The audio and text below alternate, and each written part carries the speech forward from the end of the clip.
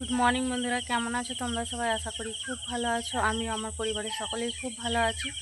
Saraswati blog চ্যানেলে তোমাদের সবাইকে জানাই অনেক অনেক ভালোবাসা। তো সকাল থেকেই ব্লগটা শুরু করলাম।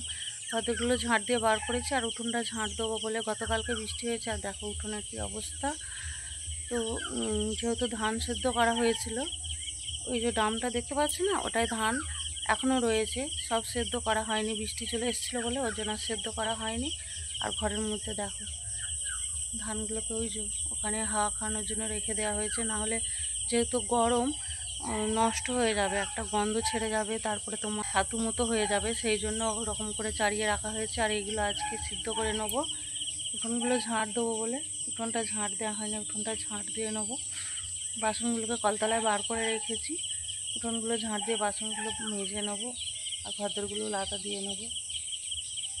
আজকে যেহেতু কাজ নেই, মানে কাজে যাব না, সেই জন্যই অনেকটাই দেরি হয়ে গেছে উঠতে। ঘুমিয়ে পড়েছি, আর চোখ মুখের অবস্থা দেখো। এমনিতেই জানি না কেন গরমের সময় এমনিতে আমার ফোলা না নয়, চোখ মুখ আমার মানে অল্পতেই ফুলে যায়, জানি না কেন ফোলে। আর হেঁট হয়ে কাজ করলে তো আর কোনো কথাই হবে না, ফুলে ঢোল হয়ে যায়।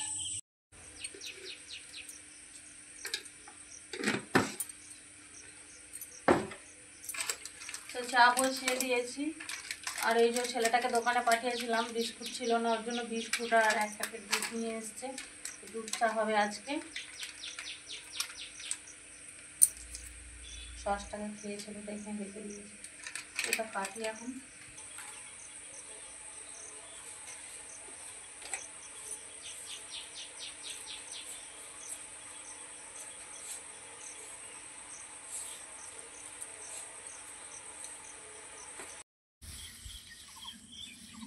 তো ধান সিদ্ধ বসিয়ে দিয়েছি, আর ওই দিক থেকে হাওয়া আসছে, তো ওর জন্য প্রচণ্ড ধোঁয়া হচ্ছে। আর সকালের দিকে আকাশটা খুবই মেঘ করেছিল, বৃষ্টি পড়ছিল, তো আমি ভেবেছিলাম যে হয়তো জোরেই বৃষ্টি আসবে, কিন্তু এখন ছেড়ে গেছে আর রোদ্দুর দিয়েছে খুবই। ওর জন্য ধানটা আরও বসালাম। আর এক চাপান নামানো হয়েছে, আর এইটা বসিয়েছি, আর এক চাপান মতো হবে, ওটা দিলেই হয়ে যাবে। আর আলু সেদ্ধ দিয়ে দিয়েছি হাঁড়িতে, মুড়ি খাবো 10টার সময়, তো ওর জন্য আলু সেদ্ধ দিয়েছি, ওটাই দিয়েই মুড়ি খেয়ে নেবো। আর হাওয়া দিচ্ছে, চোখ যেন একদম তাকাতেই পারছি না। আর এখনও সব সিদ্ধ হয়নি, সিদ্ধ হচ্ছে। তোমাদের দাদাভাই বলল যে দাও আমি জালটা দিয়ে দিচ্ছি, তো ওর জন্যই আমি উঠে এলাম। আমি অন্য কাজগুলো করে নেব। তো এখানে জামা কাপড় বার করানো হয়েছে, জামা কাপড়গুলো এই যে এখানে বার করে রেখেছি, এগুলোকে পুকুরে নিয়ে যাব, একটু কেচে নিয়ে আসব। আর এই দৌড়ে যে মানে ধানগুলো ছিল না, ওগুলোকে তোমাদের দাদাভাই বার করে দিয়েছে বাইরে। চলো এগুলোকে কেচে নিয়ে আসি।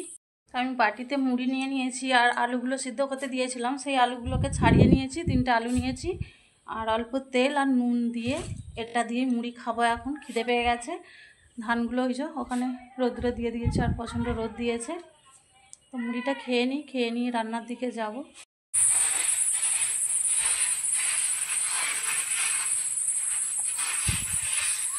তো ধানটা নাড়ছি, আর ভাত তরকারি আমার হয়ে গেছে। তোমাদের দাদাভাই চান করতে গেছে পুকুরে, আমাকে ডেকে দিয়ে গেল যে চলে এসো চান করতে। আমি ধানটা একটু নেড়ে দিয়ে যাবো চান করতে। ছেলেটার খাওয়া হয়ে গেছে, আমাদের এখনও খাওয়া হয়নি। সকালে সেই খেয়েছি 10টার সময়, এখন 2:30 বেজে গেছে। তো এসে দেখা হচ্ছে।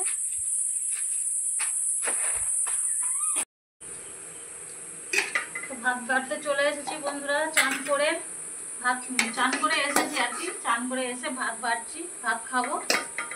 ওর জন্য তোমাদের দাদা ভাইয়ের আর আমার ভাত বেড়ে নিচ্ছি।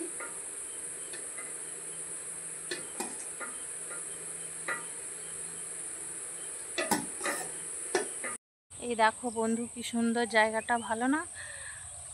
তো আমি সমস্ত কাজ গুছিয়ে নিয়ে এলাম, ভাবলাম যে মাঠের দিকে যাই, দুটো ভিডিও করব। মাঠ বলতে বাড়ির পাশেই আমাদের বাড়িটা, দেখাচ্ছি তোমাদেরকে। দেখো, দেখা যাচ্ছে না? তিলবাড়ি আড়াল, ওই যে নারকেল গাছের মাথার ওপর দিয়ে একটুখানি দেখা যাচ্ছে, ওটাই আমাদের বাড়ি। আর এইটা দিয়েই আমরা আসা যাওয়া করি। আর এখানেই আমাদের মানে পুকুর ঘাট আর কি। তো ওই যে ওখানটা করে পুকুর, নদী, খুব সুন্দর জায়গাটা। এখানটা করে আসলে একদম মন জুড়িয়ে যাবে। এরকম শর্ট ভিডিও করতে এলাম, দুটো ভিডিও করলাম, তো ওর জন্যই ভাবলাম তোমাদেরকেও একটু জায়গাটা শেয়ার করি। এখন বাড়ি চলে যাব আমি। এখন দেখো 6:30 বাজে, আর দেখতে পাচ্ছ এখনও কত আলো রয়েছে। তো 6:30 আজান দিচ্ছে। জামা কাপড়গুলো তুলতে চলে এসেছি, জামা কাপড়গুলো তুলে নেব। জামা কাপড়গুলো তোলা হয়নি। শীতকালে হলে কিন্তু এখন অন্ধকার, অনেকটাই অন্ধকার হয়ে যায়। অনেকটা নয়, মানে 7টা বাজলে তো আর বাড়ি থেকে বাইরের দিকে বেরোনো যায় না, এরকম এতটাই অন্ধকার হয়ে যায়। আর গরমকালে এই যে 6:30 বাজে, এখনো কত আলো। সন্ধে হয়ে গেছে, খালি বাটিটা দেখাচ্ছি। সন্ধে হয়ে গেছে, আর এই যে চপ নিয়ে এসছে, চপ খেতে বসে গেছি। খিদে খিদে পাচ্ছিল, মনটা হচ্ছিল কী খাবো কী খাবো। তো ছেলেটা দুটো চপ নিয়ে এসছে, ও একটা খেলো, আর আমার জন্য একটা নিয়ে এসেছে, ওটাই খাচ্ছি এখন। আমরা দাদা চা করবো খানিকটা করে, চা আসলে তারপর চা করবো।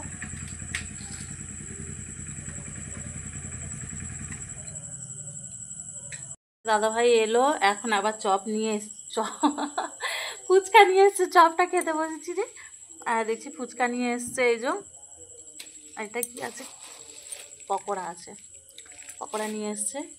তো এগুলো এখন বসে বসে খাবো। ছেলেটাকে বললাম, তাড়াতাড়ি থালা নিয়ে চলে এসছে। এই যে খাবো,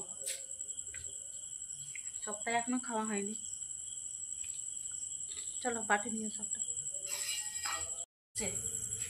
আজকে লঙ্কাটা প্রচুর ঝাল দিয়েছে, এত ঝাল। আমি কোথেকে নিয়েছো, এই মুন্ডুল থেকে?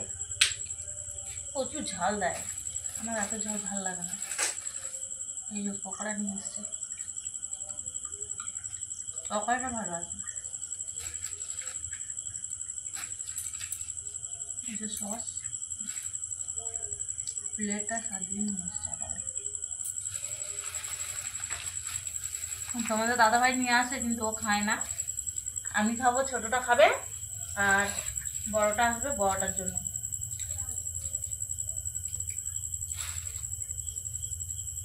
এগুলো খেয়েই পেট ভরে যাবে, ভাত কোন পেটে খাবো। আজকে কি বার? বুধবার না? আজকে বুধবার আছে, হাটবার আছে, ওর জন্যই